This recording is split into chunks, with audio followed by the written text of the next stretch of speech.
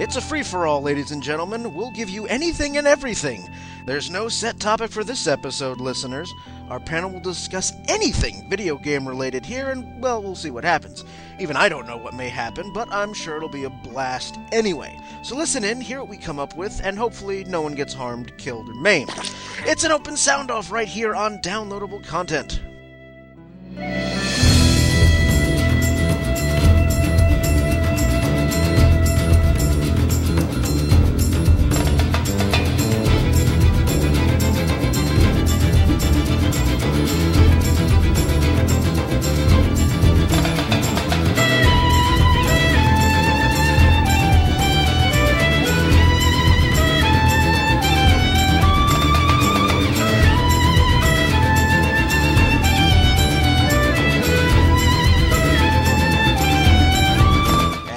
To Downloadable Content, everyone. I'm Brian, and with me on this episode we have Joshy. Hello. And my own personal Alan Davies, Ron. Hello, everyone. That's... You do. You practically live here at this point. Shh, it's supposed to be a secret. The game's up, Ron. He's realised you're paying rent. That's it. It's over.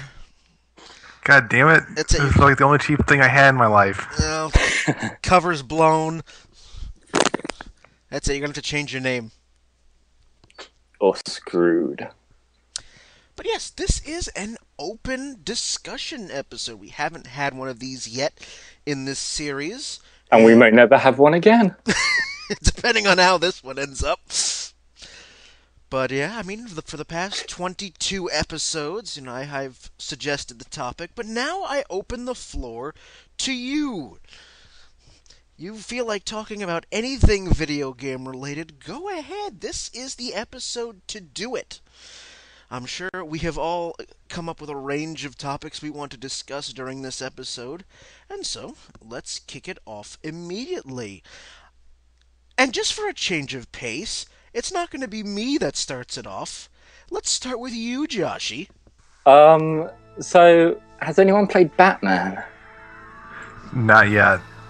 I assume you have, otherwise you would be bringing it up. Yes.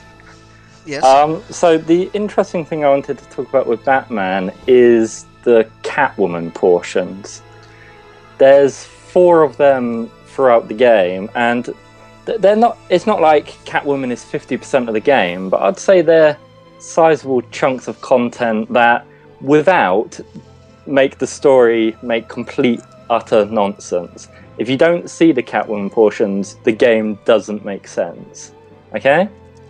With that prefaced, if you don't buy the game new, those portions of the game are chopped out for you. Why? Because game creators have been trying for a long time to come up with reasons for you to buy the game new and not pre-owned. And most of the ways they do that is they give you a code which locks out the multiplayer, for example. So if you buy a Gears of War or a Modern Warfare pre-owned, you either need to buy a bunch of maps or you need to buy access to the multiplayer. That's their way of trying to get money out of a pre-owned game, because pre-owned games give them no money. The way that they've done it in Batman, which is a completely single-player game, is to just take out the Catwoman portions if you don't enter the code. Way to milk it. Oh yeah. And I just think it's crazy. It would be fine if the Catwoman sections were like this separate side mission thing that wasn't relevant to the story, or they were extra missions, some sort of bonus content that they wanted to lock out.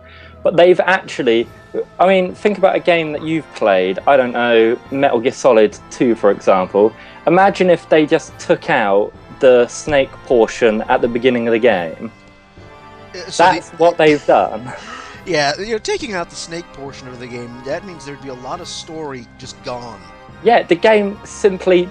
I took Batman round my friends today, and obviously because it was on his profile and it was my game, he didn't have the code. So I got to witness firsthand what the game looks like if you don't enter the code. or pay for it, which is about $10 up front, and the game just doesn't make sense. As I'm taking a look now at the information about the game, you are right. New purchases of the game are provided with a unique code that unlocks the Catwoman downloadable content that enables a series of missions in the story campaign that can be played as Catwoman. Oh, that's the other fun thing, of course, is the Catwoman stuff isn't included on the disc. So the first thing you have to do when you get this brand new game home is enter a code, which is a pain in the ass, and then sit there for about half an hour watching something download. Unless you pre-ordered it. Yeah, this just seems like some sort of dumb DRM, which I know you, Josh, you personally are like railing against DRM. Oh yeah. And I personally I understand why they're trying to prevent piracy and stuff like that. That I think that's fine, but if you're taking out sections of the story that explain why certain things happen in a certain way, that's just not DRM, that's just you being a douchebag. Yeah. But still, that's really trying to milk it. I mean, I know, and the video game industry does not like the used game market to begin with. Oh, not at all. They get no money from that second purchase. Yeah, second or third, or however many. So this is their way of trying to ensure that they make something off of it. I don't think it's right, but I don't agree with it. But if that's how they're going to make their money, then that's how they're going to do it. I guess the best way to vote against that would just be vote with your wallet and not get the game. Well, yeah, but then you'd never get another good Batman game. Which is true. I mean, the Arkham City has been so widely critically acclaimed, up and down. And the sad thing is that this was almost certainly not the decision of the developer. The way it's been enacted is the way they've clearly just chopped out random portions of the game makes it clear that someone realized really late on the publisher side, I believe it's EA, I may be wrong. The publishers was Warner Brothers. Oh, all right, Warner Brothers.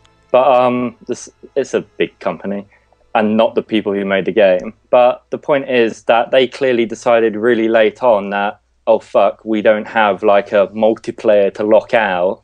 We need to come up with some other insane solution to this problem.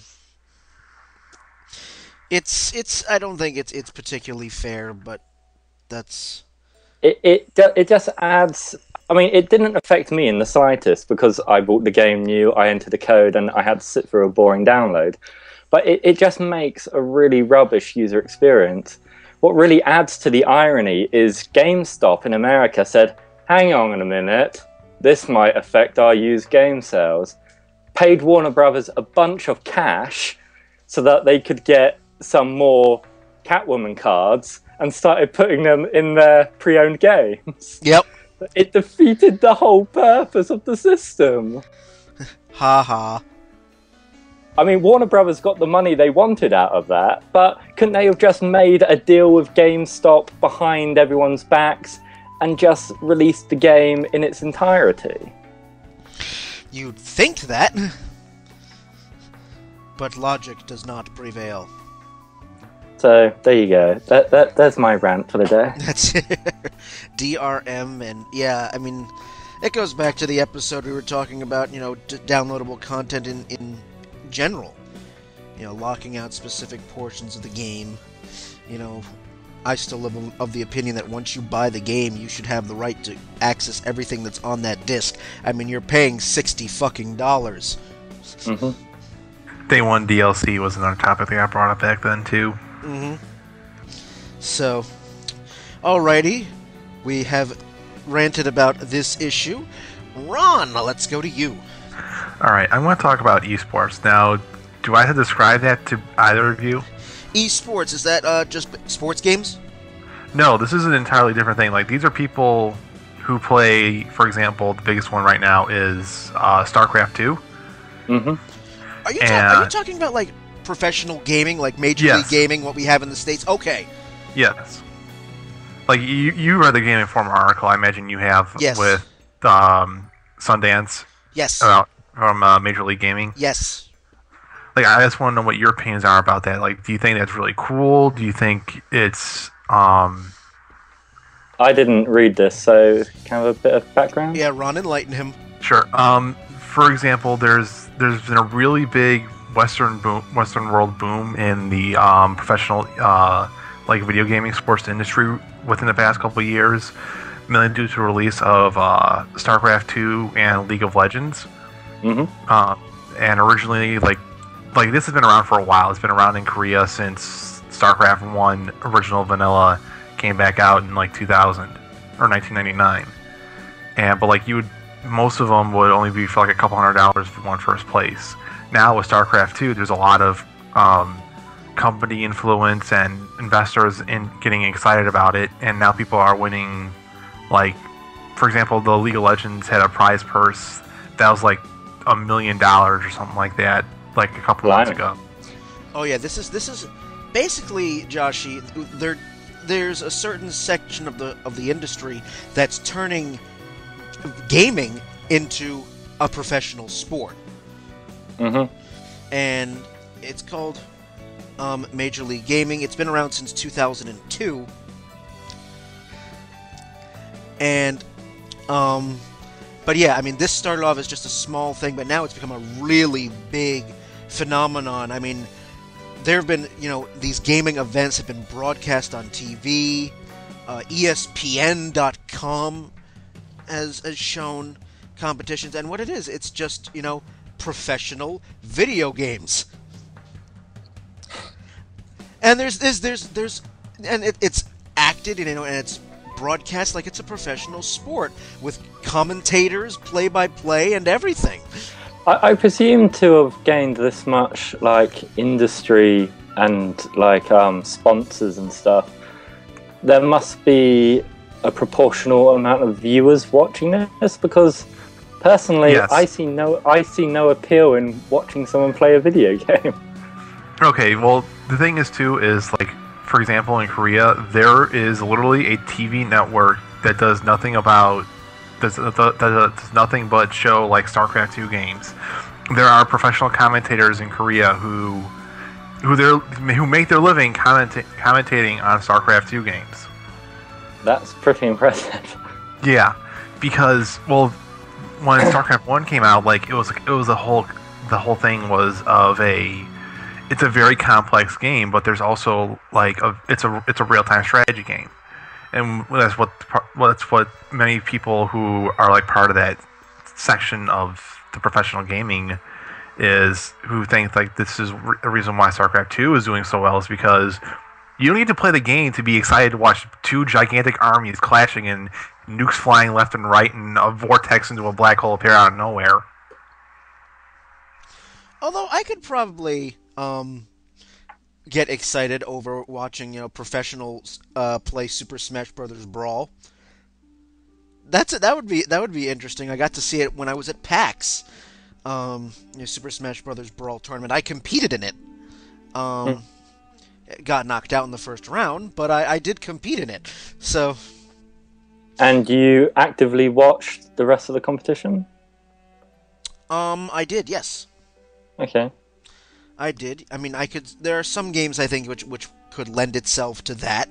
I've never played StarCraft, so I don't know what it looks like or how it plays or whatever. But yeah, this is a professional thing, and it's growing. Yeah, like there's teams, there's organizations that are in place to like keep people, get them training to get better at the game, create new ideas and strategies, and like originally the thing was like if you were a foreigner, and by foreigner I mean someone who isn't of Korean descent, like if a foreigner went to Korea, that was like a big thing in the esports thing, because it means like, oh my god, you have enough skills to compete against these godlike people who can, well, the term they use is APM, which is like actions per minute, like how many times you press a key a certain time to perform a certain action. Like the average APM for a Korean would be like 300. Yeesh. Although Major League Gaming, which is what it's called in the States, the Major League Gaming is a predominantly American thing. But I mean, this happens all over the world. So I ask you, Ron, what caused you to bring it up? I mean, you have a beef with it, or do you like it, or? Well, I'm excited for it because like I picked up StarCraft 2, and like I know I'm not good at the game, but I find it entertaining because it's people who they have their own personalities and they have their own sort of like play styles. Like someone who plays very passive is very different from someone who's very aggressive.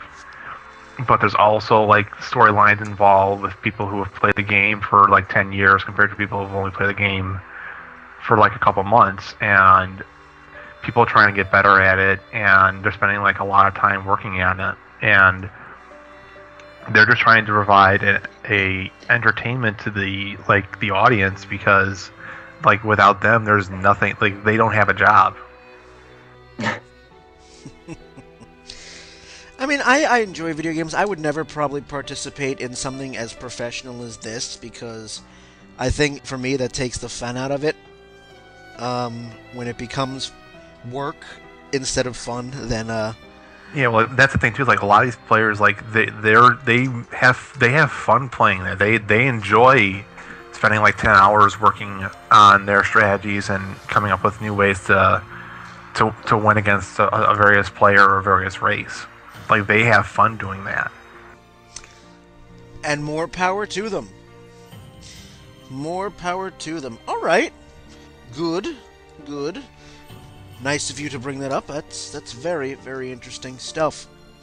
All right. I am going to bring up something now. Let's see. I was just reading the latest issue of Nintendo Power, when Nintendo Power made me realize that it's been 10 years since the GameCube came out. I'm reading, I'm going, the GameCube is 10? Really? It's been a while. 2001. Yeah, I'm like, wow. I was still like a kid when I had my GameCube. I thought it was older than that for some reason, but no. 10 years old. And so Nintendo Power ran a feature of the 25 best GameCube games. Number one is a no-brainer, and I'll tell you that in just a second. But some of the games that were on this list of, must-have best GameCube games that were out, some of them are a bit questionable. Questionable. Thank you. That was the word I was looking for. Questionable. However, I was very pleased to see that of the 25 games, Ikaruga made the list. I was number 25. 25. I was going to say probably, because it wouldn't be that high. I was going to say it's got to be between 25 and 20. 25, and there's some games on it. Luigi's Mansion is 15. I don't know why Donkey Kong Jungle Beat made it. Really. Hey, Donkey Konga at least was an awesome game. And then you have some games I hadn't heard of, like Billy Hatcher and the Giant Egg.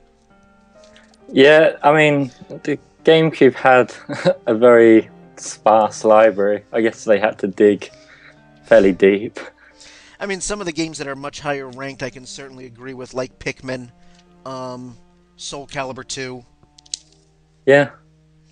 The top 5, actually, according to Nintendo Power. 5 is Metroid Prime. 4 was Super Smash Bros. Melee. 3 is Zelda Twilight Princess. 2 is Zelda Wind Waker. Right. And number 1 is Resident Evil 4, which... I wouldn't have counted Twilight Princess on that list. Because, I mean, it was developed as a GameCube game, but it was released primarily on Wii. Well, they both were released at the same time. Yeah, like, I'm inclined to almost... Yeah, but they released, like, 5 copies of it. I have one of those 5, I think, so... I have another. Here's 2.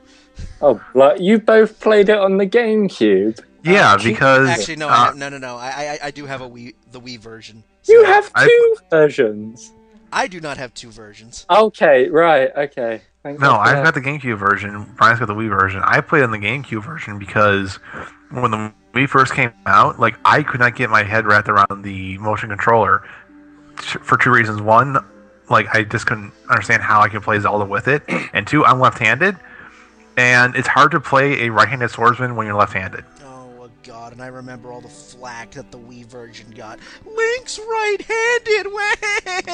I'm like, oh my God, really?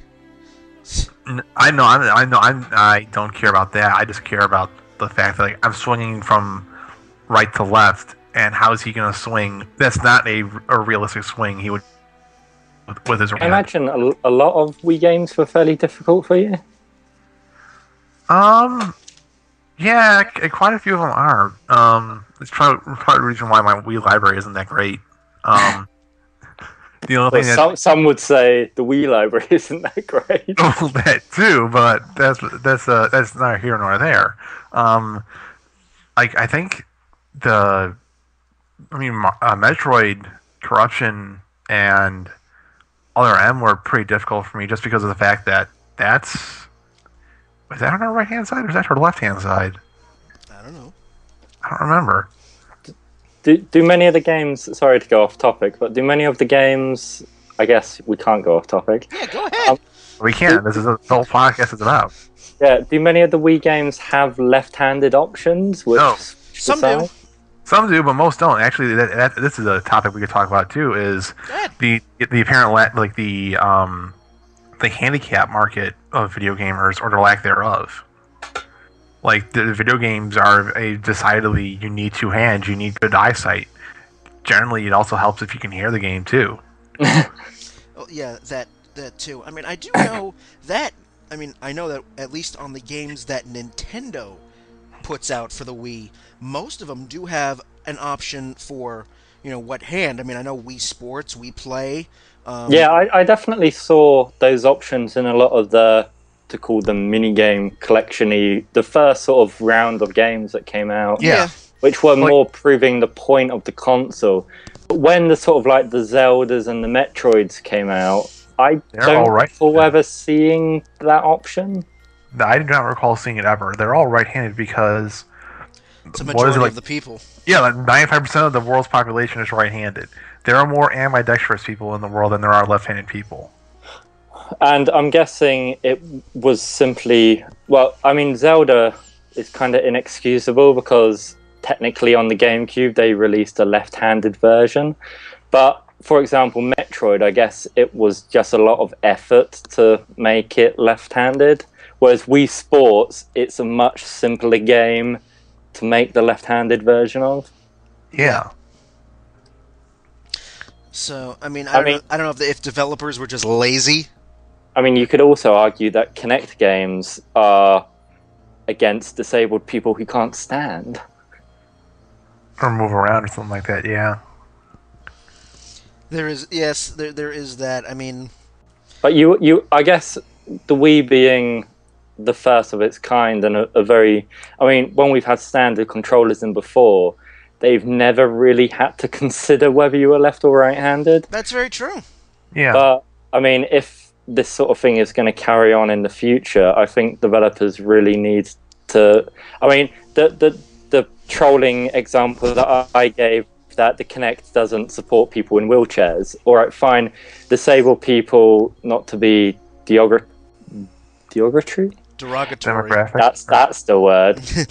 They're a very minority group of people, and it kind of makes sense that they can't play an exercise game where they have to dance around. But everybody on the planet is left or right-handed. So although the left-handed group is smaller, they should be supporting them. I agree. I mean, especially if you're going to put out a Wii title or a PlayStation Move title, that you should have the ability, you should have at least the option of choosing what hand, you're going to use, because, if you're forced to play a game using your non-dominant hand, I think that would decrease the enjoyment value. Oh yeah, I mean, if I had to play every Wii game left-handed, I would have stopped playing the Wii. So my left hand is useless. It's just there because it has to be. Yep. Well, good. So going back to the previous discussion, I mean, Resident Evil at number 1 kind of makes sense. I mean, some people would probably consider it like one of the best games ever made. It was released on everything because it sold so many copies. Because Resident Evil 4 to Capcom is kind of like, Final Fantasy... It's kind of like the last good Resident Evil game they made. Yeah, 4 was just absolutely amazing, although I did get a little annoyed at Capcom when they decided to, release it for everything. I mean, That's they because released realized a they new can make more version money. this year. I'm still waiting for an NES and Super Nintendo version of Resident Evil 4 because Capcom hasn't touched those systems yet. They put it on the iPhone, where it has it should never be there. How the hell do the controls work for that? They don't. Do you know from experience? I've seen it. It's not good. You've seen it. So the GameCube turns 10, and then, I know we did a series of anniversary episodes earlier this year, but there were some nuggets that we did not mention over the course of the year. I know we covered the biggest ones. I mean, Donkey Kong 30, Zelda, Metroid turns 25, but also Castlevania hit 25. A series I've never been into. Castlevania's been around for 25 years. Street Fighter hit 20. Street Fighter 2, specifically, turns 20. So how old is Street Fighter? Oh, I want to say Street Fighter is like 23. It'll be 25 next year. Mm. It'll be 25 next year. Pokemon hits 15. I'm just curious. I want to see when Mega Man's anniversary is. That's coming up soon, I think. If December 1987, first release. Yeah, so it'll be 25. Next year, yeah. Yeah, Pokemon turns 15, and I stopped playing Pokemon after... And in 15 years, they've released one game. Yeah, Pokemon, after I beat Red, Blue, and Silver, I said, you know what? They haven't changed anything. They haven't changed, and, some of my friends are like, oh, but the later games are so good. I said, yeah, but you know what? It's still the same. Catch all Pokemon, beat the Elite Four, game over. Profit. Yeah. Madden is just as bad, but... let's see, Tomb Raider hits 15. Diablo also turned 20. Diablo turns 15. No, 15. And they've not released 1-2 games. And let's see, Halo hits 10. Grand Theft Auto 3 hit 10. And then, of course, rounding out the list here, hitting 30 this year was Ultima, Castle Wolfenstein, and Frogger, and Mrs. Pac-Man. The classics. The Civilization series, that hit 20. Oh, yeah. Crash Bandicoot hits 15, and Devil May Cry hit 10. Crash Bandicoot really makes me sad because I loved that series as a kid, and it went so downhill. Oh, what turned you off it? Everything? No, I really liked the first 3 games. The problem is Naughty Dog has a routine. They make 3 games, they make a kart racer, and then they move on. So yeah. I'm really looking forward to that Nathan Drake kart racer. The only reason there's another Sly Cooper game is because a different company entirely is making a different Sly Cooper game entirely. Yeah. Yeah, although, you have to say, Naughty Dog is putting out the Jak and Daxter HD collection next year. Ooh. Well, Naughty Dog I didn't know Naughty Dog made the Uncharted games. I didn't know that. Yes, that was the series they made for PlayStation 3. Think about it this way, too. Like, Naughty Dog and Insomniac by themselves have made, what, 20 AAA games within 10 years? Yeah, they're pretty good. Insomniac, though, I think doing a lot less well than Naughty Dog. That's true. I mean, Naughty Dog decided they followed the pattern correctly. They made Crash Bandicoot for PlayStation 1, Jak and Daxter for PlayStation 2, and Uncharted for PlayStation 3. Insomniac made Spyro, the lesser series of the two. Yep. What was their PS2 game? Ratchet and Clank. Yeah. And then on PlayStation 3 is where everything went to shit, because they decided to continue with Ratchet and Clank, which was a mistake, and they insist on carrying on with Resistance, which is a poor man's first-person shooter and has never been a AAA series. The only thing really keeping them afloat is the infamous. Yeah. So, there we are, and I think that's going to wrap up this first half of our open discussion. So on our second half, we will continue talking about anything. More boobs. If you'd like. All right. This is 100% sausage fest. We'll be back on the second half of downloadable content. You shit!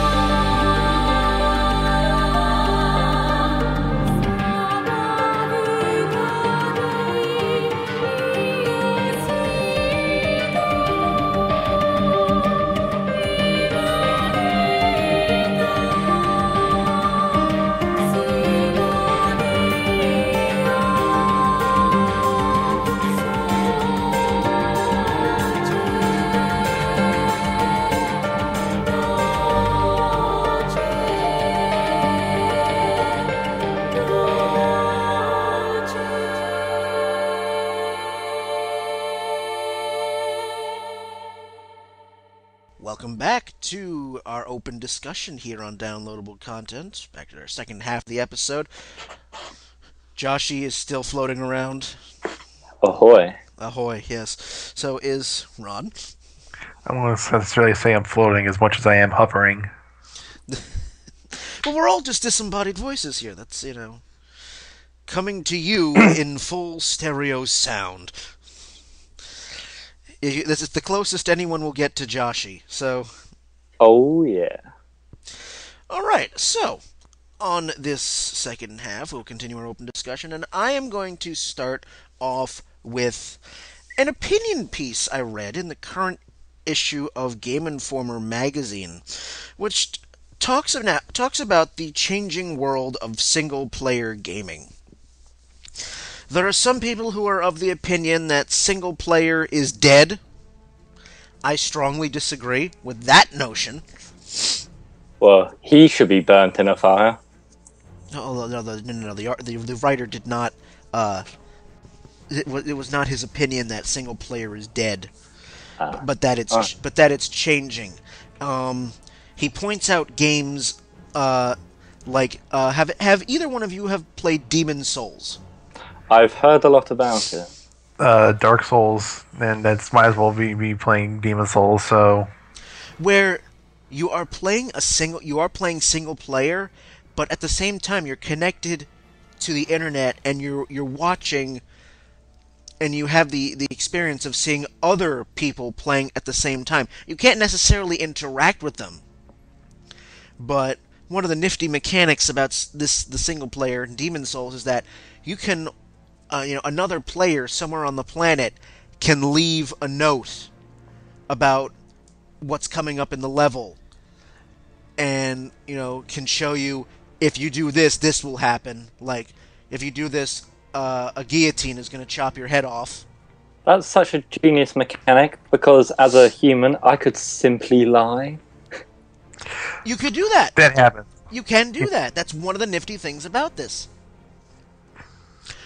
But, I don't really think, that single player is dead or will be dead. I mean, the gaming industry is not going to be stupid enough to go multiplayer on everything.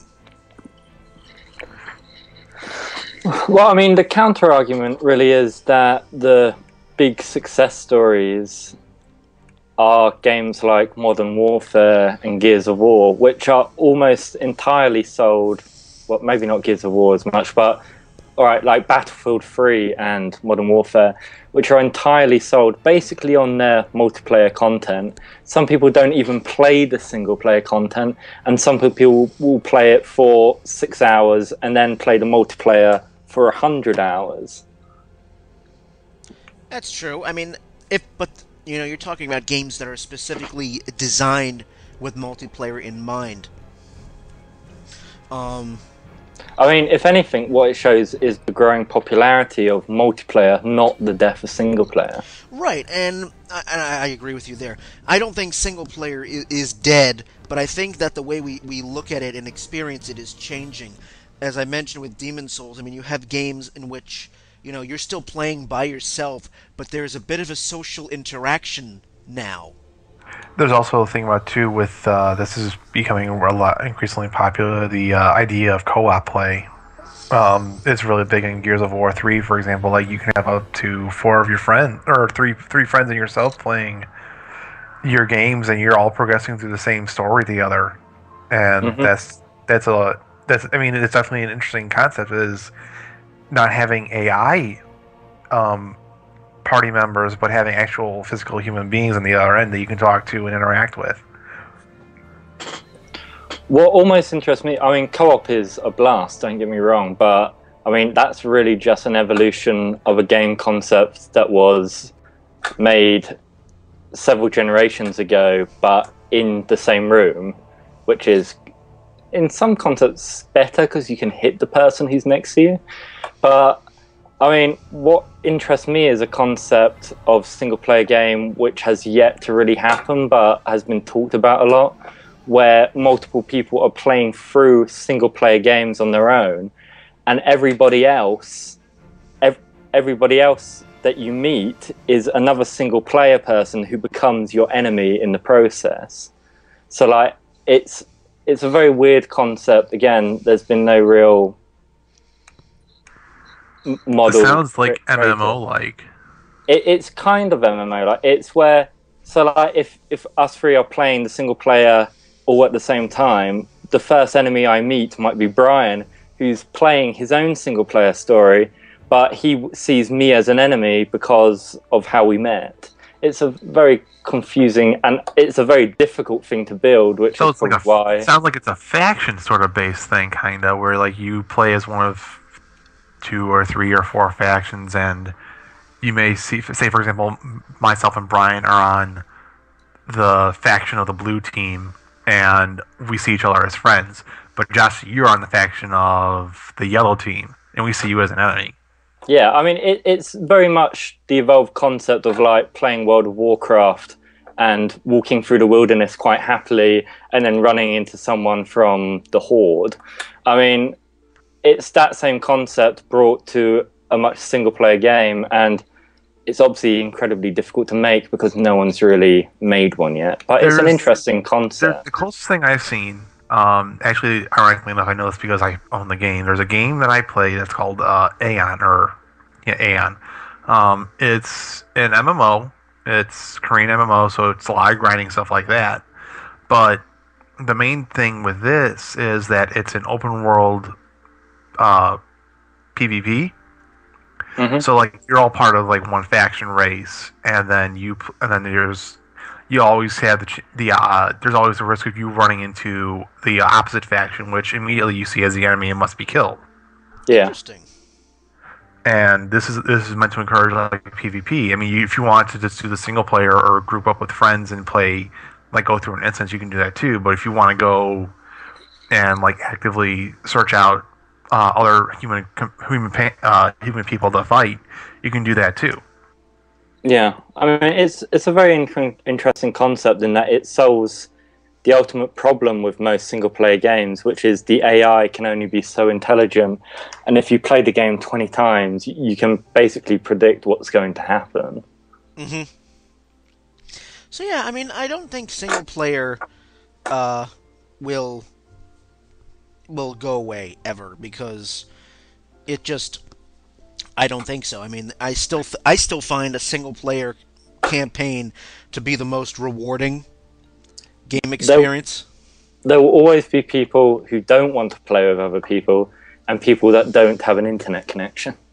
That too. But I mean, I like some of the methods that game developers are trying to do to augment single player, like as what we've mentioned with Demon's Souls and a couple of other games, where you are watching other people play through their own single player campaigns, and they may help or hinder you. You brought up multiplayer co-op in the same game. I mean, we've seen that with Nintendo games, New Super Mario Brothers, Wii, Kirby's Return to Dreamland, where you can play 4 players at once in the same room, going through the level or killing each other. That's always fun when one member of your party just decides to be a dick and be like, "Oh, I just want to kill everybody." It's the best thing to do. Not that I do it all the time. All the time, he's. Oops. Nobody seems to like me when you play single-player games. I have no idea why. Well, fondling them while they're playing is not conducive to. Oh, that was the mistake. That's the problem right there, sir. You save that for after the game is done. I see. I learn new things every day. Yes, life lessons right here on downloadable content. Alrighty. Well, there's that topic. Let's see, Ron. What about you? This is like I'm just thinking of like the next gen consoles, like with the recent announcement at E3. I would say recent. It's actually 5 months ago, but with the Wii U being released, Wii U, or at least in development, I'm curious. Do you guys have heard anything about like what Nintendo, or sorry, not Nintendo, what Microsoft and Sony are thinking? Do you guys remember reading any press about it? Do you guys have any suspicions on what you think they're going to do? Like when there might be a possible release date? I personally don't think. I mean, I haven't heard too much at all about the next major console releases for Sony. I mean, Sony's putting out the Vita. Um, but other than that, I mean, I really don't haven't heard too much about it. And personally, I think that we've hit a bit of a plateau with Sony and the 360. I still think they have a lot of time left before they're considered obsolete. I mean, that is my own personal opinion. I know that we're normally used to seeing a new generation of consoles every 5 to 7 years. We're really late into the game now. This is a very strange generation. It is because I mean, take a look at the PS3 for example. I mean, forget the PS3. The Xbox is ancient hardware. It came out in 2005. I mean, and the PS3 came out a year later. So, I mean, here we are. The 360 came out, so we're almost at 7 years that the 360 has been in existence. And like personally to me, like I think people, like a lot of developers, I think they're starting to hit the plateau in terms of like what they can develop on the 360. Whereas with the PS3, like Sony had already said, like their business plan is a 10-year business plan with the PS3. And I really think that it's only now that we're starting to see the PS3 hit its stride because developers are finally understanding how the PS3 works and how far they can go with it. I don't think we've reached the limit or the plateau yet for the PS3. I will not be surprised if, when this is all said and done, like 10 years down the road, history looks back and says, okay, this generation of consoles, it's pretty much a veritable tie between Nintendo and Sony. So, both Sony and Nintendo has played their move. They've decided what they're going to do. Both Sony and Microsoft are in very weird but different positions.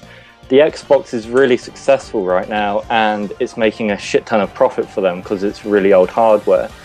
But at the same time, they, as Ron said, they have a lagging system. As powerful as it was, these games are hitting the ceiling continuously.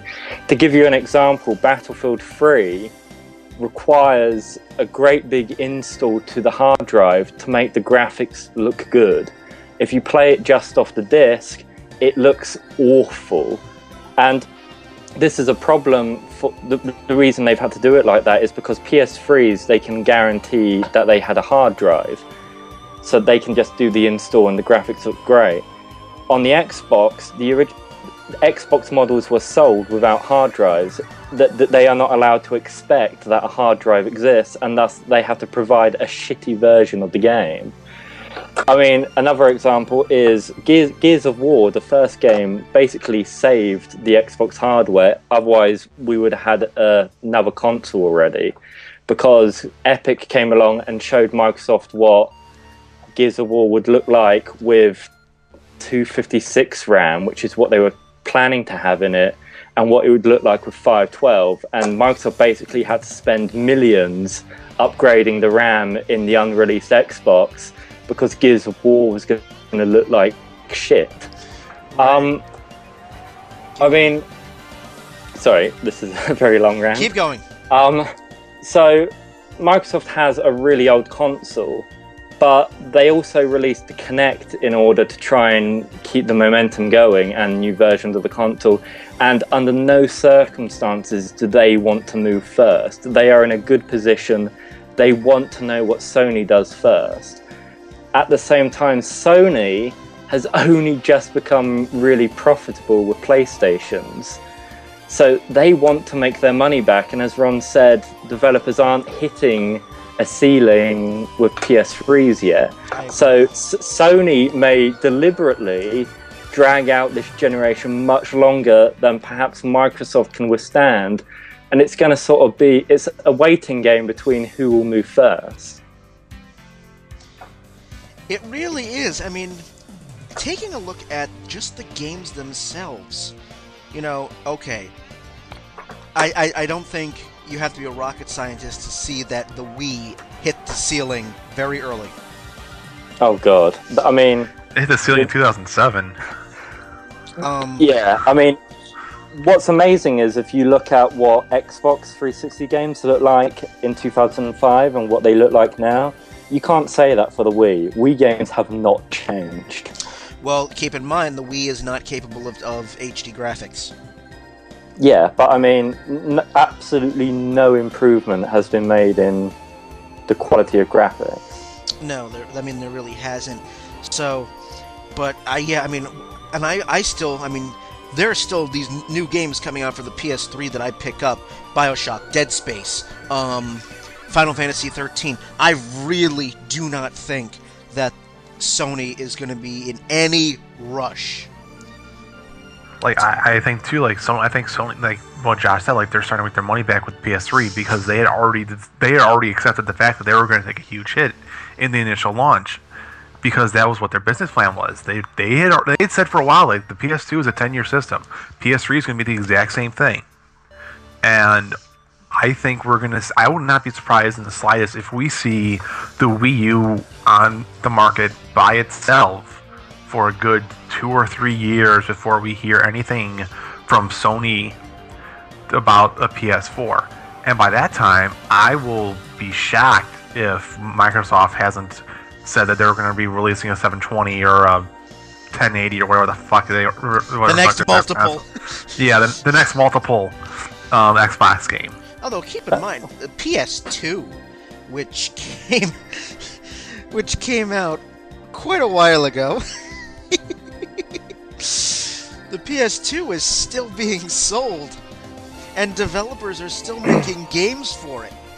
So that's the question, really. I mean, the PS1 did the same thing. It was a 10-year system, although if anyone can tell me a game that came out in that 10th year that was any good, be my guest. And it wasn't Madden or exactly, or a sports game.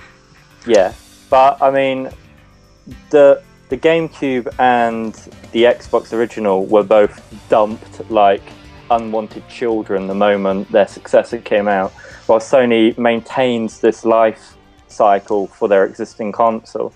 What will be interesting to see is whether they will move before... I believe they will have moved before they get to 10 years, most certainly. But it's likely what will happen is they will have two systems out on the market for a very long time. That's true, but Sony, where could they go? Take a look at all our technology now. You have HD graphics, you have televisions and computer monitors capable of HD graphics, 1080p. Right, I don't think this next generation is... There will be power improvements, but I don't believe they're going to be so much graphical. I think a lot of it is going to be services, it's going to be software, it's going to be providing television functionality and better online services through the console, which some could argue don't require a new console. However, you're guaranteed to get people to upgrade if you release new hardware. I mean, that's what Apple does. Apple releases an identical phone, but they get everybody to upgrade because of what's on it. They're also a cult, so... Yeah, but... the other I wonder too, like, what about the Nintendo 3DS? I mean, that's a 3D shift. I mean, do you think...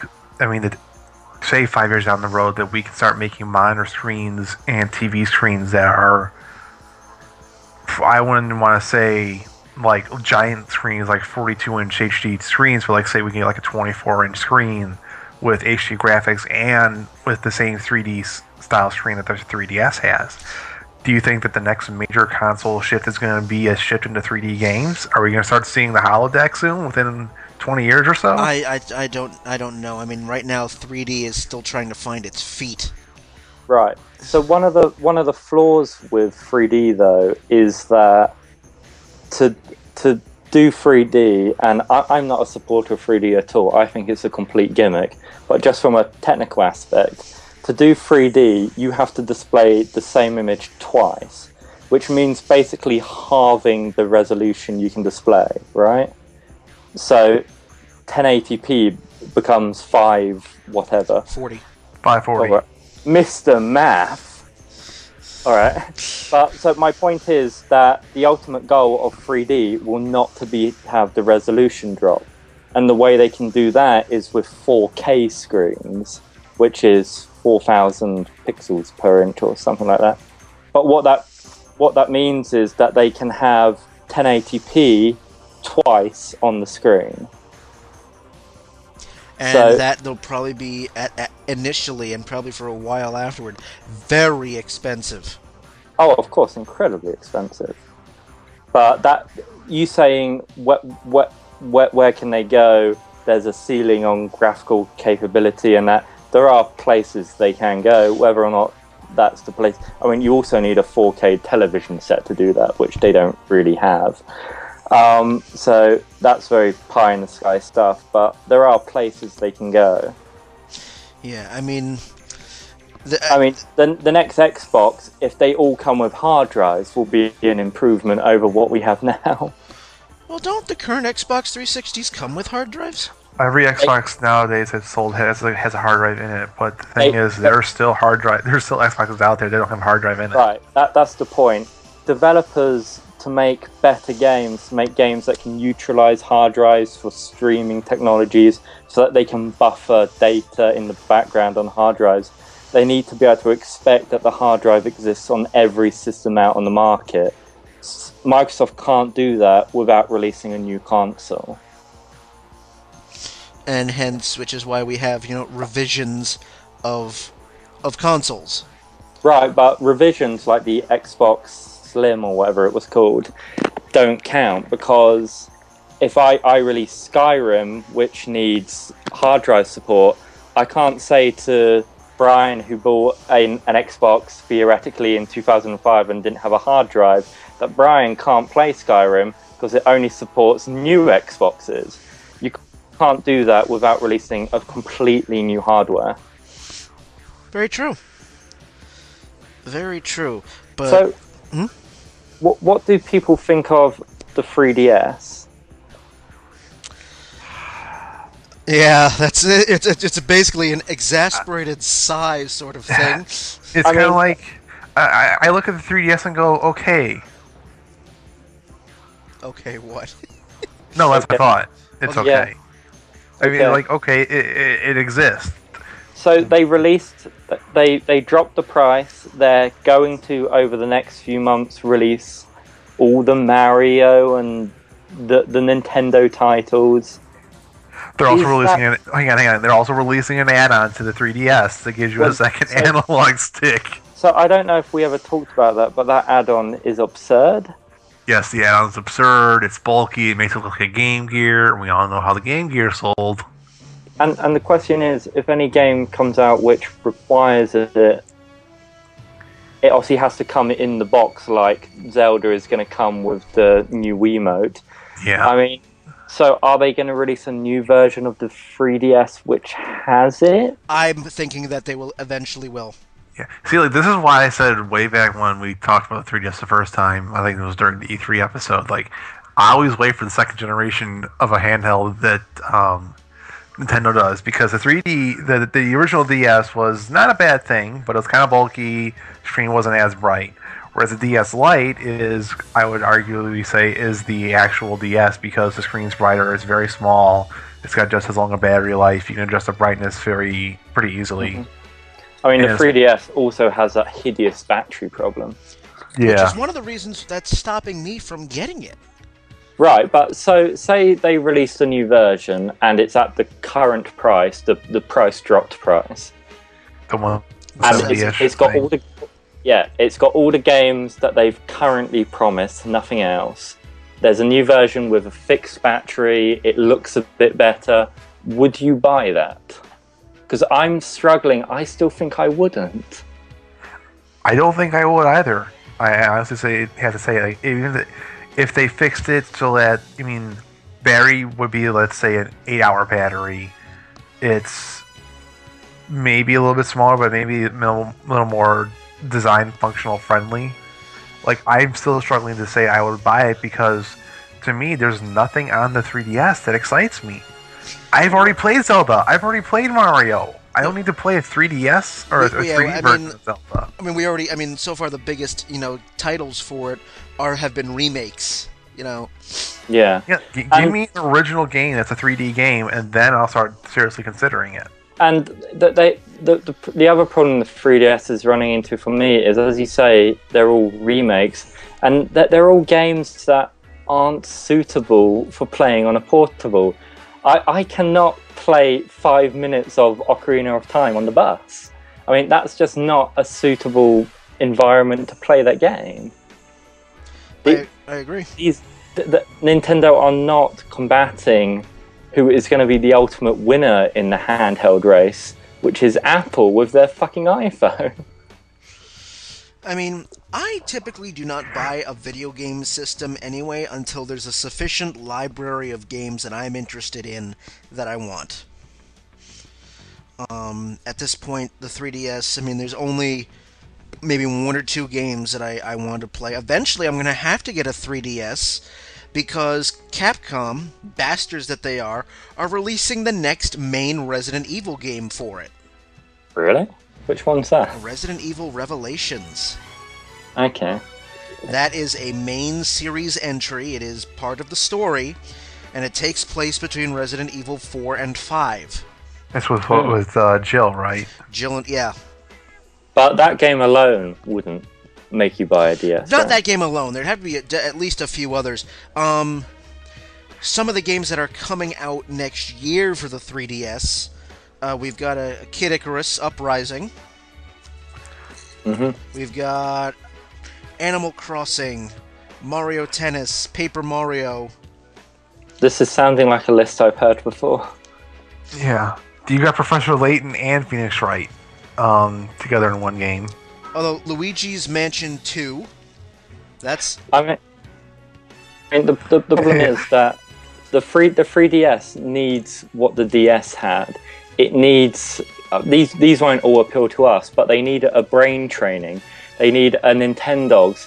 They need a Phoenix Wright and a Professor Layton. They need those types of games, but not sequels to those games. They need the sorts of games that shocked the industry, that attracted gamers who have never played these sorts of experiences before. I agree. Releasing another Mario doesn't cut it. It's nice, but it's not what's going to sell me on it. And this too is where I think Sony, I think, is really doing something smart, because they're looking for third-party people and being like, hey, third-party people, we'll give you like an extra $50 million to release a game for the PS3 first, and then when you eventually make a multi-platform, because we know you're going to do so, because you're a business too, we understand that, you can get guys to go and do so, just wait like 3 or 4 months. Mm-hmm. And that's also part of the reason why Microsoft's in a lot of trouble now, because they've got Halo. That's it. They don't have much else that's specifically Xbox only. Well, they have Gears of War, and Gears of War. Yeah. And I mean, they have Halo and they have Gears of War. Whereas with Sony, you could say Infamous, you can say Uncharted, Resistance, Killzone. They have a lot of titles. You're right. Yeah. Yeah, so, I mean, the 3DS is definitely in a bit of trouble. The 3DS just makes me sad. What I'm happy to hear is that the price drop has actually done some good for Nintendo. I know they reported a bunch of losses, but just the other side of it I've seen is that Amazon.com has been sold out of them. That either means they're selling a fuck ton, or they've decided that no one buys this. And I don't think Amazon.com just has no stock. Yeah, I agree. I think they're probably going to get a definite push for the holidays with the release of the new Super Mario 3D and the new Mario Kart game. Can we agree that both those games have terrible titles? Yeah. Yeah. What was it? It's Super Mario 3D Land and the inspirational Mario Kart 7. I know. Doesn't that make you just shake with anticipation? All that says to me is, wait a minute, there were 7 Mario Kart games. I mean, if you hadn't put a number on it, I wouldn't have realised that, and I may have bought it. But yeah, I'm like, let's say the original, the original Mario Kart 64, Mario Kart Super Circuit, Double Dash, Wii, DS. Yeah, that's exactly. But one of the smartest things Mario Kart and a lot of other series that do this have going for them is that they drop the numbers after about 3 or 4, because that stops people realising how many versions they've bought. Yeah. Putting 7 on a title is absurd. I think Final Fantasy is the only people who can get away with it because they're completely different games. Well, Resident Evil, I mean, still numbers their games because it's right, but they don't, though, do they? Because there are only 5 numbered games. There's about 30 Resident Evil games. That's true. Yeah, and I mean, think about it too. Like, most games that are numbered are generally a duo or a trilogy.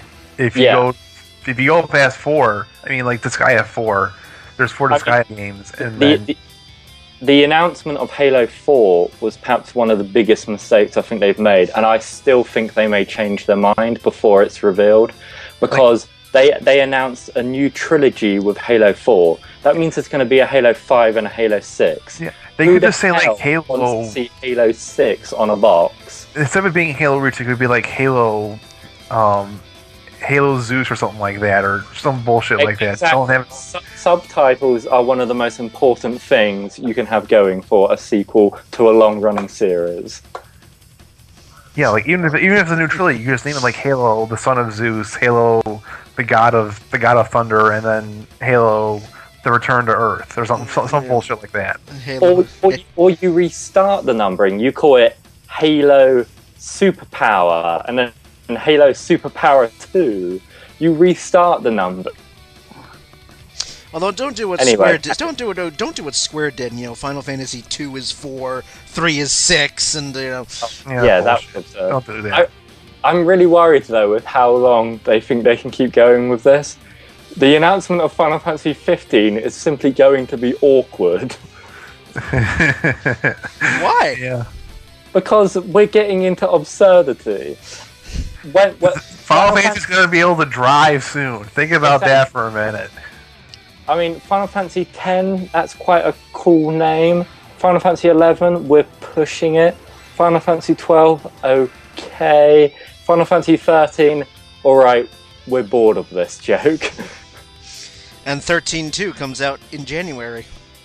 Exactly, then you get titles like that. 10-2, 13-2, Crystal Novella, blah blah blah blah, Latin name. Yeah. Anyway, then they're gonna get to Final Fantasy Infinity Fuck All in about 30 years. I really thought they had something going for them when they revealed Final Fantasy: The Crystal Chronicles. I thought, yes, they're finally gonna start using subtitles. No, we're gonna keep numbering them. Well, then you know what Square's gonna do is when we get to Final Fantasy 73. It's no longer going to be... It's just going to be a movie. And the only thing that'll make it a game is that you press one button somewhere in the middle of the game. You have a choice. See, the Square have a problem, though, right? Because Halo can still drop the number at any time now. Hopefully they'll do it soon. The problem Square has is they've already diluted the market with a bunch of crap that has Final Fantasy in the name but doesn't have a number. And the market has caught on that the numbered Final Fantasies are the good ones. Yes. So now, if they drop the number, I guarantee sales plummet. Yeah, I mean, and right now they're in the middle. They've just released, well, at least in Japan, at any rate, Final Fantasy Type O for the PSP, which is still it's part of the Final Fantasy 13 the PSP world. Still going? Shockingly, yes, Joshy. The PSP still exists. I think I have one around here somewhere. Maybe it's under that mountain of dust. Although, you know, speaking of PSP and games we're playing, I think it's time to wind down. We've got a couple of minutes left here. Sure. To talk about games that we're currently playing. Because I have such a backlog of video games, Are you playing a game from 2008? I might be. I think I'm playing a game that's older than that. I have Parasite Eve 2 and Dragon Quest 7 on the PlayStation 1. Oh god. Although, I mean, I have to beat Parasite Eve 2. Exciting modern games. Although I have to beat Parasite Eve 2 soon because I do have the third birthday for the PSP. So I need to get on that. Dragon Quest 7 is the only one of the Dragon Quest games I have not completed.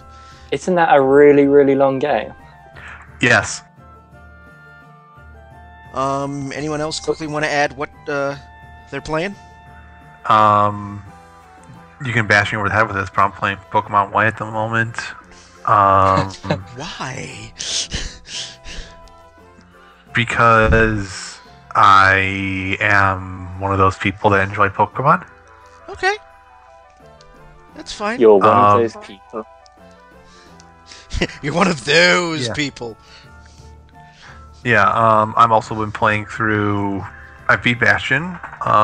Still playing through Dark Souls. I haven't touched Infamous 2 yet, though, because I want to beat Infamous 1.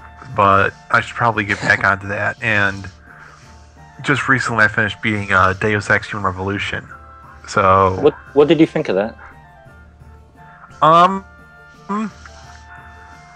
It wasn't as wide open, I would say, as the original Deus Ex.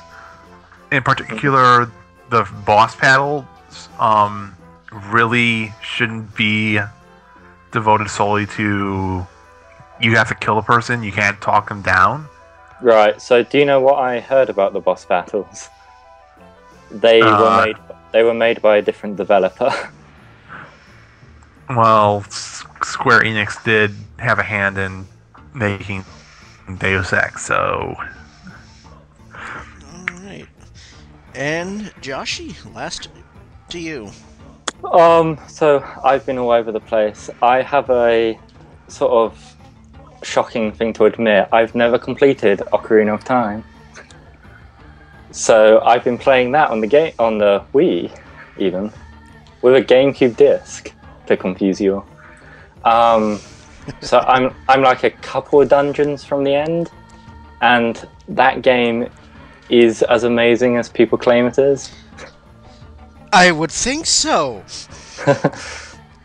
Elsewhere, I've played a bunch of Gears of War 3. That's a fantastic game. It wraps up the trilogy pretty well, so I'll be surprised with such a moneymaker. I wouldn't be surprised if they bring it back. I don't think they should. And then, of course, I've been playing Batman, which is another Batman game. Arkham Asylum was like a shock to the entire industry. It's an amazing game. It was made really well and actually good, like based on an IP video game. It's a bit sad that all they did was make a sequel which is basically identical. I mean, more of a fantastic game is great. It's just sad that they didn't go anywhere else with it. And I mean, it's sandboxy, and they fixed some of the fighting, and that's really all I've heard that they changed from the original. Yeah, and I mean, the sandboxy stuff is a bit of a lie. I mean, basically, you're in an open world to go to the next mission, and then the next mission is in a building where you can't go anywhere else, and then you leave the building and you go to another building. So it's not really as open world as it's claimed. It is improved. It is better than Arkham Asylum, but it's no longer new, which is what Arkham Asylum was. And what they absolutely can't do is make another Batman game like this in 2 years' time. They have to do something new again. Which I know is a lot to ask for, but there you go. There you go. And Game of the Year, Portal 2. We'll see if you're on next episode. The next episode of Downloadable Content is our final episode of the year. It is. It'll be episode number 24. We are going to basically give you our best and worst games, our opinions, what we personally think we are best and worst games of 2011, and also possibly what we think the industry will choose as their bests and worsts. That is going to wrap up this first year of downloadable content, so I'm looking forward to that. Yeah. If you want to throw in your opinion about anything video game related, or anything, wanted to add a comment about this episode or any other episode, you can go to Facebook and Twitter, downloadable content at facebook.com/downloadable content, or on Twitter at DLContent. So, for Ron and for Joshi, I am Brian, and have a good one, everybody!